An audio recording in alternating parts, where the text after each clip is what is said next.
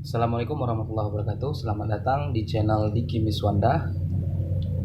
Kali ini kita akan mencoba untuk kembali menyajikan materi kimia, itu materi kelas 10 semester 2 yang berjudul persamaan reaksi atau persamaan reaksi kimia. Oke, jika adik-adik semua suka dengan video ini, mohon untuk di subscribe, komen, dan share.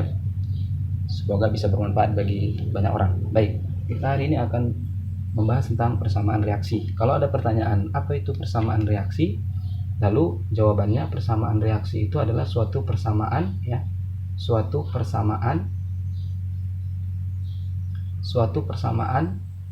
yang menunjukkan zat-zat yang terlibat dalam suatu reaksi kimia. Persamaan yang menunjukkan zat-zat yang terlibat dalam suatu reaksi kimia.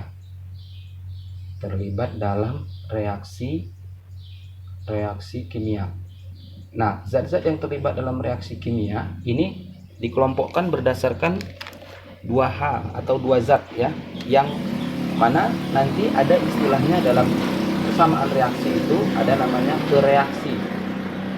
Jadi dalam suatu persamaan reaksi kimia ada namanya pereaksi. Pereaksi kadangkala juga disebut sebagai reaktan.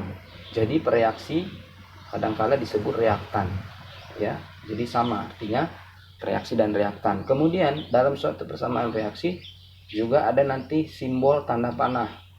Simbol tanda panah ini menunjukkan pereaksi atau suatu zat yang kita sebut pereaksi ini menghasilkan. Jadi nanti dibaca menghasilkan suatu hasil reaksi.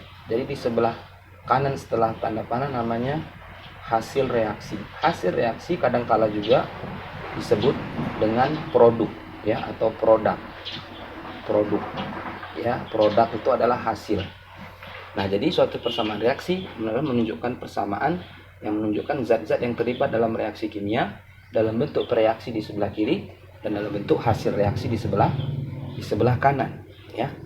Lalu dalam persamaan reaksi nanti ada istilahnya, akan muncul di sana istilah fasa ya. Mungkin nanti adik-adik akan familiar dengan istilah fasa ini. Fasa ini ada 4 macam ya. Fasa ada 4 macam. Fasa yang pertama itu adalah fasa yang dilambangkan dengan ya G. Jadi lambang fasa adalah G. Nanti dia penulisannya sebagai ditulis dia subscribe gitu ya. G. G ini adalah singkatan dari gas. Sehingga fase G ini menunjukkan bahwa zat itu wujudnya atau fasenya adalah gas. Yang kedua, fasa dalam suatu persamaan reaksi nanti ada menunjukkan dilambangkan dengan huruf L kecil dalam kurung. L kecil itu singkatan dari liquid. Liquid artinya adalah cair. Jadi kalau dia berfase L berarti dia cair. Yang ketiga adalah fase dalam suatu persamaan reaksi zat itu nanti ada berbentuk solid, S ya. Solid artinya adalah padat. Jadi bisa saja wujudnya padat. Dan yang terakhir ada nanti fase dalam suatu reaksi kimia, dia menunjukkan fase larutan.